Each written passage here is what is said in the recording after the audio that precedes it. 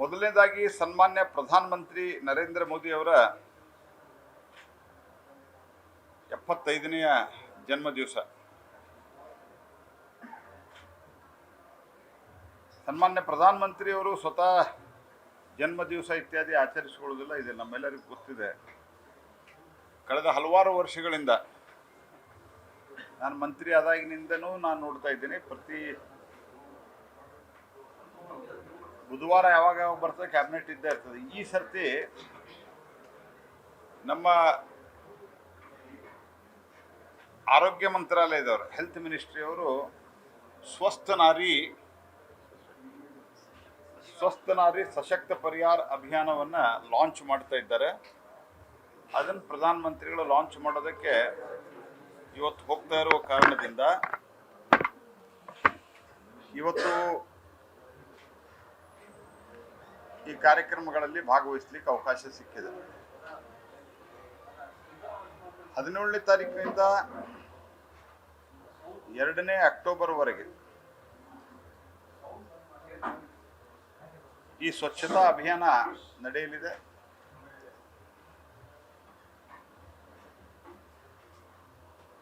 ಈ ಸ್ವಚ್ಛತಾ ಅಭಿಯಾನದ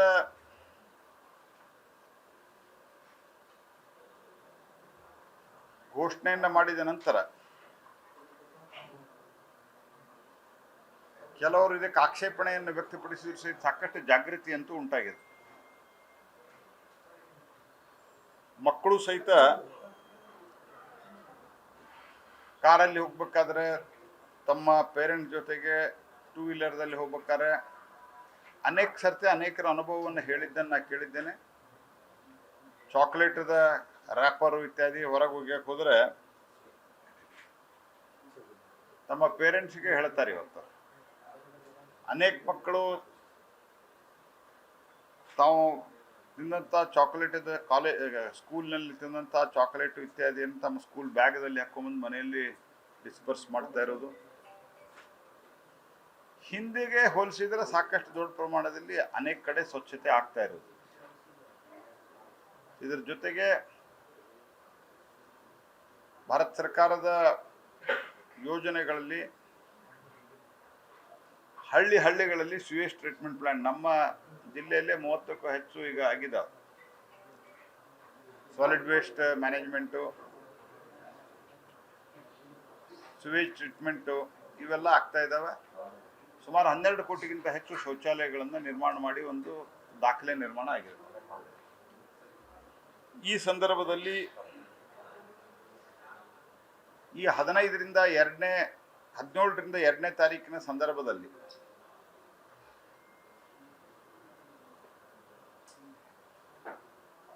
ಅನೇಕ ರೀತಿಯ ಕಾರ್ಯಕ್ರಮ, ಸ್ವಚ್ಛತಾ ಕಾರ್ಯಕ್ರಮವನ್ನು ಎಲ್ಲರೂ ಒಪ್ಕೊಂಡಿದ್ದಾರೆ. ಉದಾಹರಣೆಗೆ ಸ್ವಚ್ಛತಾ ಕಾರ್ಯಕ್ರಮದ ಪರಿಣಾಮ ನಾನು ನಿಮಗೊಂದು ಉದಾಹರಣೆ ಸಹಿತ ಹೇಳ್ತಾ ಇದ್ದೇನೆ. ಈ ಸರ್ತಿ ಎಲ್ಲೆಲ್ಲಿ ಏನೇನು ಪರಿಣಾಮಗಳು ಬರ್ತಾವೆ ಅದನ್ನು ನಾನು ನಿಮ್ಗೆ ತಿಳಿಸ್ತೇನೆ ಆನಂತರ. ಬಟ್ 2 years ಬ್ಯಾಕ್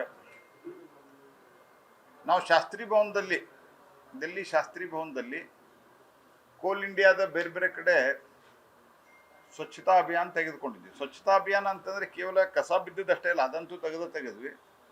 ಸ್ಕ್ರ್ಯಾಪ್ ಬಿದ್ದಿರ್ತದೆ, ಅದೇನು ಮಾಡಿ ಹಂಗೆ ಬಿದ್ದಿರ್ತದೆ. ಆ ಸ್ಕ್ರ್ಯಾಪ್ ತೆಗೆದದ್ದು 1950-60 ಫೈಲ್ ಇದ್ದು, ಅದರಲ್ಲಿ ಯಾವುದು ಅವಶ್ಯ ಇದೆ ಅದನ್ನು ಬಿಟ್ಟು ಎಲ್ಲ ತೆಗೆದ ಮೇಲೆ ಆ ಫೈಲು ಸ್ಟೋರ್ ಮಾಡಲಿಕ್ಕಿದ್ದಂಥ ಅನೇಕ ರೂಮ್ಗಳು ನಮಗೆ ಆಫೀಸ್ ಕೆಲಸಕ್ಕೆ ಲಭ್ಯವಾದವು. ಒಂದೇ ವರ್ಷ ಅದನ್ನ 34 ಕೋಟಿ ರೂಪಾಯಿ ಒಂದೇ ಬಿಲ್ಡಿಂಗ್ನಿಂದ ದುಡ್ಡು ಬಂತು ಸ್ಕ್ರ್ಯಾಪ್ದಲ್ಲಿ. ಅಂದ್ರೆ what was the level of negligence ಅನ್ನೋದು ವಿ ಕ್ಯಾನ್ ಅಂಡರ್ಸ್ಟ್ಯಾಂಡ್. ಚಲ್ತಾ ಹೈ ಆಟಿಟ್ಯೂಡ್. ಪ್ರಧಾನಮಂತ್ರಿ ನರೇಂದ್ರ ಮೋದಿ ಅವರು ಒಂದು ಸಂಗತಿ ಮಾಡಿದ್ದಾರೆ. He has brought out the, I can politely and proudly say, even ministers, chief ministers, bureaucrats and आम नागरिक चलता है attitude से बाहर लाया है. He has brought out all people from the attitude of चलता है. ಇಲ್ಲ ಅಂದರೆ ಆ ಸ್ಕ್ರ್ಯಾಪು, ಟು ಬಿ ವೆರಿ ಫ್ರ್ಯಾಂಕ್, 3 ವರ್ಷದ ಹಿಂದಿನ ತನಕನೂ ನಾನು 2019ರಲ್ಲಿ ಮಂತ್ರಾಲಯ ವಹಿಸ್ಕೊಂಡು ಬಂತಲೂ ಶಾಸ್ತ್ರಿ ಬಂದಲ್ಲಿ ನಾವು ಓಡಾಡ್ತಿದ್ವಿ, ಅಲ್ಲೆಲ್ಲ ಸ್ಕ್ರಾಪ್ ಬಿದ್ದದ್ದು ನೋಡ್ತಾ ಇದ್ವಿ. ಬಟ್ ನಮ್ಗೆ ಅನ್ನಿಸ್ತಾ ಇರಲಿಲ್ಲ. ಅದರ ಪ್ರಧಾನಮಂತ್ರಿಗಳು ಹೇಳಿದ್ರು ಸ್ವಲ್ಪ ಚೆಕ್ ಮಾಡ್ರಿ ಅಂತ, ಹೋಗಿ ನೋಡ್ಕೊಂಬರ್ರಿ ನಿಮ್ಮ ಬಿಲ್ಡಿಂಗ್ ಅಂತ. So entire building was cleaned, entire building. ನಮ್ಮ ಒಂದೊಂದು ಕೋಲ್ ಇಂಡಿಯಾ ಆಪರೇಷನ್ ಸೆಂಟರ್ಗಳಲ್ಲಿ ಅಂದರೆ ಕೋಲ್ ಆಪರೇಟಿಂಗ್ ಸೆಂಟರ್ದಲ್ಲಿ ಕೋಟ್ಯಾಂತರ ರೂಪಾಯಿ ಸಿಕ್ತು. ಸೊ ಹೀಗೆ ಸ್ವಚ್ಛತಾ ಅಭಿಯಾನ ಒಂದು ಚಳವಳಿಯ ರೂಪವನ್ನು ಪಡೆದಿದೆ. ದೇಶ ಭಾಳ ದೊಡ್ಡದಿರೋದ್ರಿಂದ ಇನ್ನೂ ಜಾಗೃತಿ ಆಗಬೇಕಾಗಿದೆ. ಅದಾದ ತಕ್ಷಣ ನೀವು ಕೇಳ್ತೀರ ಅಲ್ಲಿ ಗಲೀಜಿದೆ, ಇಲ್ಲಿ ಜನರ ಜಾಗೃತಿನೇ ಇನ್ನೂ ಆಗಬೇಕಾಗಿದೆ. ಮತ್ತು ವಿಶೇಷವಾಗಿ ಇದರಲ್ಲಿ ಸ್ಥಳೀಯ ಲೋಕಲ್ ಗೌರ್ಮೆಂಟ್ಗಳು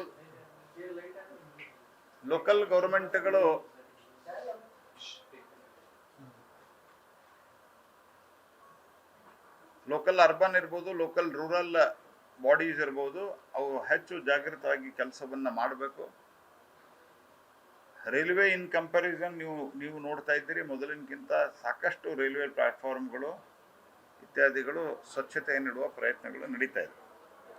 ಇದರ ಜೊತೆಗೆ ಇವತ್ತು ಸ್ವಸ್ಥ ನಾರಿ ಸಶಕ್ತ ಪರಿಹಾರ ಅಭಿಯಾನ ದೇಶಾದ್ಯಂತ ಇವತ್ತು ಪ್ರಧಾನಮಂತ್ರಿಗಳು ಲಾಂಚ್ ಮಾಡ್ತಾ ಇದ್ದಾರೆ. ಅದರ ಡೀಟೇಲ್ಸನ್ನು ಆ ಸಂದರ್ಭದಲ್ಲಿ ಕೊಡ್ತಾರೆ. ಅದರ ಅಂಗವಾಗಿ ಇವತ್ತು railway central hospital, HCG cancer centre ಮತ್ತು ರಾಷ್ಟ್ರೋತ್ಥಾನ ಬ್ಲಡ್ ಸೆಂಟರ್ದ ಆಶ್ರಯದಲ್ಲಿ screening of diabetes, hypertension, screening of oral and breast cervical cancers, eye checkup, mental health wellness, counselling session, blood donation camp ಇವೆಲ್ಲವನ್ನು ಈ ಅಭಿಯಾನದ ಅಡಿಯಲ್ಲಿ ಮಾಡ್ತಾ ಇದ್ದಾರೆ. ಮತ್ತು 15 ದಿವಸಗಳ ಕಾಲ ರೈಲ್ವೆ ವಿವಿಧ ಕಾರ್ಯಕ್ರಮಗಳನ್ನು ಹಮ್ಮಿಕೊಂಡಿದೆ. ಇದರ ಕಾರ್ಯಕ್ರಮದ ಒಂದು ಅವರು ಬ್ರೋಚರು ಬಿಡುಗಡೆ ಮಾಡಿದ್ದಾರೆ, ಯಾವ್ಯಾವ ದಿವಸ ಏನೇನು ಕಾರ್ಯಕ್ರಮ ಮಾಡ್ತೀವಿ ಅಂತ. ಹಾಗಾಗಿ ಜನರ ಸಹಭಾಗಿತ್ವ, ನಾನು ಸ್ವತಃ ಗಲೀಜು ಮಾಡೋದಿಲ್ಲ, ಬೇರೆದವ್ರಿಗೆ ಗಲೀಜು ಮಾಡ್ಲಿಕ್ಕೆ ಬಿಡೋದಿಲ್ಲ ಅನ್ನೋಂಥ ಸಂಕಲ್ಪವನ್ನು ಜನ ತೆಗೆದುಕೊಳ್ಬೇಕು. ಮತ್ತು 2047ಕ್ಕೆ ಭಾರತ ವಿಕಸಿತ ಭಾರತ ಆಗಬೇಕಾದಾಗ ನಮ್ಮ ದೇಶ ಒಂದು ಸದೃಢವಾಗಿರಬೇಕು. ಆ ಸದೃಢತೆಯಲ್ಲಿ ಆರ್ಥಿಕತೆನೇ ಇರಬೇಕು. ಆ ಸದೃಢತೆಯಲ್ಲಿ ಜನರ ಸದೃಢತೆ, people should be also fit, our economy should be also fit. ಆ ಹಿನ್ನೆಲೆ ಒಳಗೆ ಫಿಟ್ ಇಂಡಿಯಾ ಮತ್ತು ಒಬೆಸಿಟಿ ಕಮ್ಮಿ ಮಾಡಬೇಕನ್ನುವಂಥ ಒಂದು ಅಭಿಯಾನ, ಎಲ್ಲ ಸಂಗತಿಗಳು ಈ ಸಂದರ್ಭದಲ್ಲಿ ನಡೆಯಲಿದೆ. World's largest problem today is the obesity. ಹಾಗಾಗಿ ನಮ್ಮ human resource to use it to an optimum level, the need of every person in India should be fit. He should be able to perform.